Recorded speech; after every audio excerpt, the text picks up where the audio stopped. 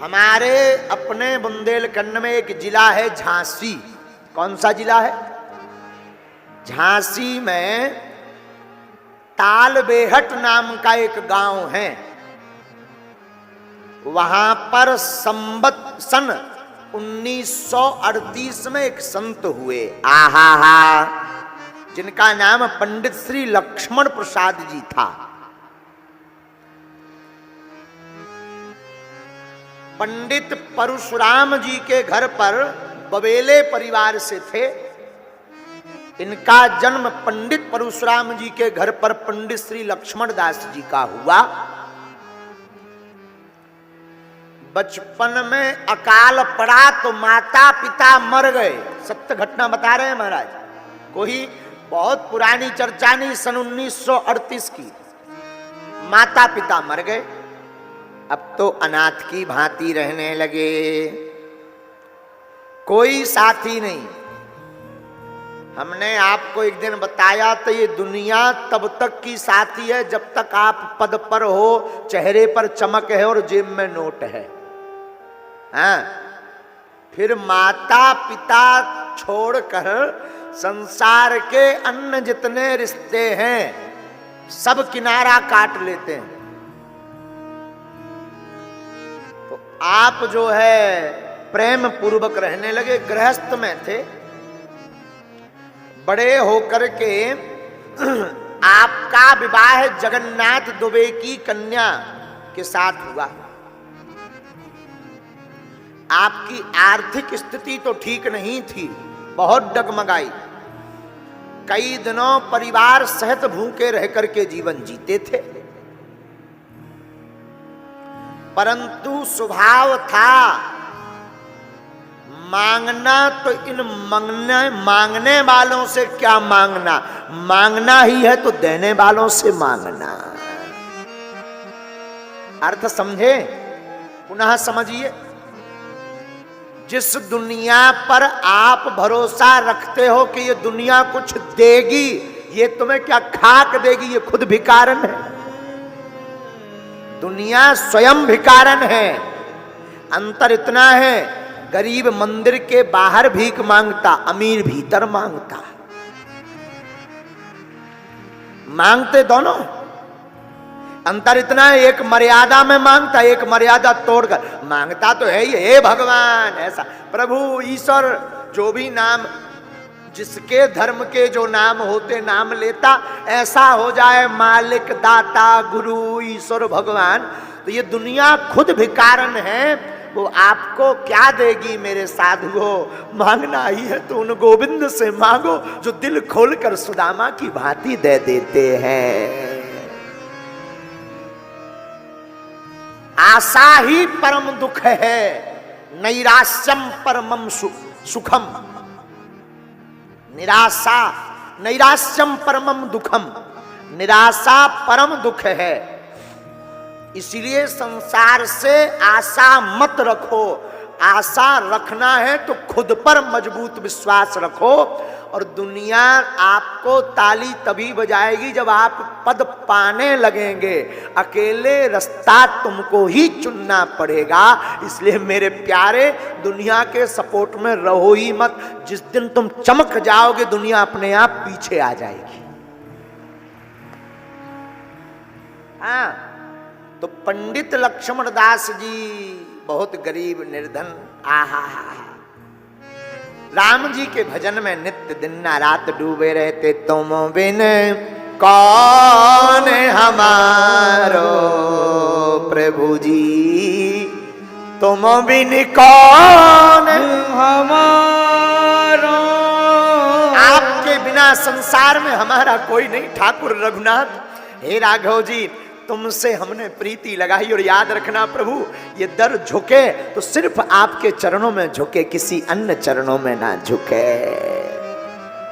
बुरा मत मानना, पतिव्रता स्त्री वही है जो अपने सिर्फ पति को छोड़कर पर पुरुष का चिंतन नहीं करती। भक्त भी वही है जो केवल अपने ईश्वर के अलावा किसी से आशा नहीं रखता। वही सच्चा और अच्छा भक्त है। वरना दर दर भटकने वाले लोग सच्चे अच्छे भक्त नहीं कहते हैं उनको कहते हैं अस्थिर आदमी। जो आज इनको भगवान माने, कल उनको भगवान माने। आज जे गुरुजी मोबियाल में देखे कि जे गुरुजी बहुत खतरनाक है, फूंक लगाऊ तो आदमी उड़ जाता। रे तुम्हें बाप आओ ठठरी के बरे। ऐसे में बेड़ा पार होने वाला एक ही साधे सब सधे, सब साधे सब जाएं। एक को साधो तो जिंदगी में आप सबको साध लोगे।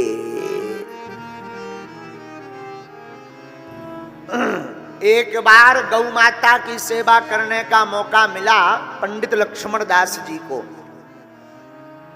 तो भजन पूजन में इतने मस्त हो गए कि गाय माता को चरने भेजा। उसी वक्त उदंड करने पर गौ माता को कानी हाउस में बंद कर दिया। अब ये तो लक्ष्मी से बहुत टूटे हुए थे, रुपया तो था नहीं। पत्नी को पूरी आप बीती बताई तो पत्नी ने पड़ोस से 10 रुपया उधार उठाकर गाय माता का, इन्होंने जो कानी हाउस था वहां से गौ माता को लेकर आए।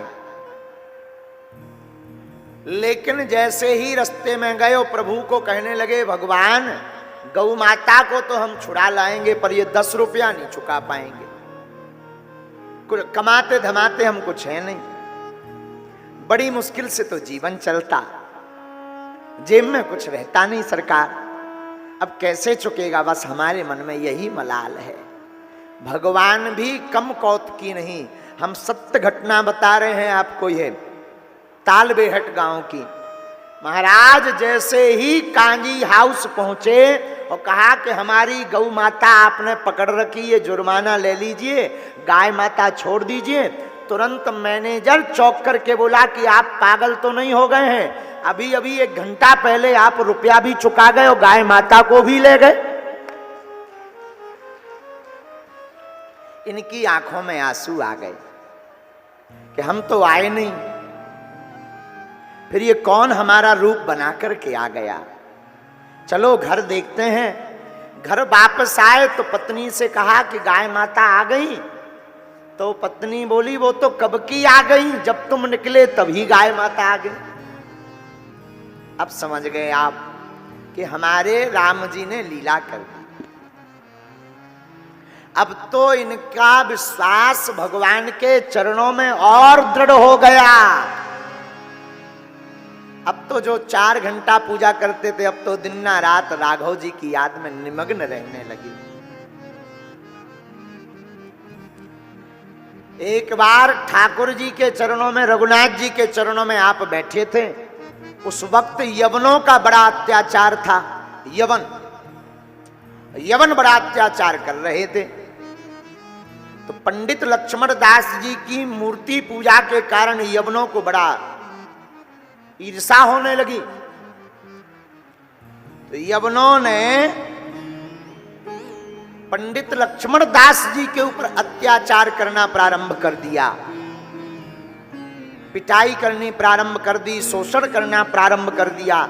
और एक दिन यवनों के एक सरदार ने, जो उसका मसीहा था, उसने कहा सुनो, उस यवनों का मालिक था, उसने कहा सुनो, कल ये मूर्ति उर्ति सब विसर्जित कर देना, वरना पूरे परिवार को जेल खाने में बंद कर दिया जाएगा, मृत्यु दंड दिया जाएगा। आपने उनसे तो कुछ नहीं कहा। जब रात हो गई तो श्री रघुनाथ जी को सुनाया, तुम बिन कौन हमारो, तुम बिन कौन हमारो, आपके बिना हमारा कौन है। और यवनों ने हमें धमकी दी कि कल मूर्ति विसर्जित कर देना सरकार। हम तो आपसे कहते हैं हमें कोई दुख नहीं, पर प्रभु अगर उन्होंने कोई दंड दिया या मूर्ति को अलग किया तो हम अपने प्राण त्याग देंगे, क्योंकि ये मूर्ति नहीं, इसमें हे प्राणेश्वर, हे रघुनाथ जी आप बसते हो, और झरझर आंखों से आंसू पूरी रात बहाते रहे। आपके अलावा हमारा कौन है? तुम ही हो माता पिता, तुम ही हो। धीरे धीरे प्रातः काल हो गई। गांव वालों को तो पता लग गया था, तो गांव वाले तमाशा देखने आ गए कि आज तो पंडित जी की बड़ी दुर्दशा होगी, आज तो यवन इनके ऊपर अत्याचार करेंगे, मूर्तियों को फेंकेंगे, पंडित जी की खूब सुटाई पिटाई होगी। आज पंडित जी नहीं बचेंगे। इनके जो विरोधी थे, ईर्षा रखने वाले, वो तो और सुबह से ही ताक लगाकर बैठ गए, देखो पंडित जी का क्या होता है। पर जिसका कोई नहीं होता उनका परमात्मा होता है। याद रखना मेरे साधुओं, जिंदगी में जो भगवान के प्रति अनन्याश्रित भाव से शरणागत रहता ना, उसकी लाज हनुमान जी के हाथ में होती है।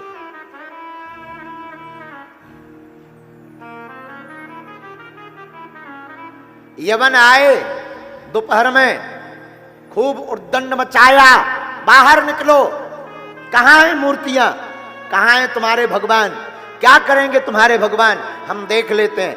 आपको इतना आवेश आ गया कि बाहर दरवाजे पर सिंह की भांति गर्जना करते हुए खड़े हो गए, सावधान। मारे आवेश के शरीर एकदम लाल हो गया, और दरवाजे पर ताल ठोक कर खड़े हो गए। बोले खबरदार, किसी ने भी एक पग रखा तो ठीक नहीं होगा। यवन थोड़ा तो घबराए कि आखिर ये मामला क्या है, इनको एकदम से इतना क्रोध क्यों आ गया। पर बाद में यवनों ने उद्दंडता करते हुए कहा पकड़ लो इन्हें। और जैसे ही यवन दरवाजे की देहरी पर पहुंचे तो आपसे रहा नहीं गया कि सरकार बहुत हो गया, अब लोग हंसी करेंगे आपकी, अब तो हमारी लाज बचाओ। और भगवान से भी रहा नहीं गया, श्री हनुमान जी को आज्ञा दी और हनुमान जी सिंह बनकर के गर्जना करते हुए दरवाजे पर खड़े हो गए।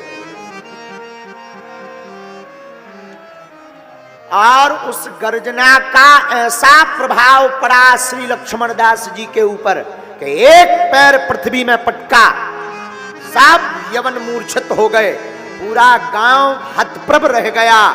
यवनों में से 3-4 यवन मारे गए। अंत में सब यवनों ने क्षमा मांगी, हमें माफ कर दो, हमसे भूल हो गई। तब जाकर आपका क्रोध शांत हुआ। और उस दिन के बाद फिर ये हमेशा के लिए राम जी के बीतराग बन गए कि हे ठाकुर जी, जिस प्रकार आपने हमारी लाज बचाई, वैसे सब भक्तों की बचाते रहना। साधु जी, इस कथा का आशय है कि जो भगवान के प्रति नतमस्तक रहता है, भगवान प्रत्येक नियम तोड़ करके उस भक्त के अधीन हो जाते हैं। इसीलिए हरि है हमारा, हरि का भजन करो, हरि है हमारा।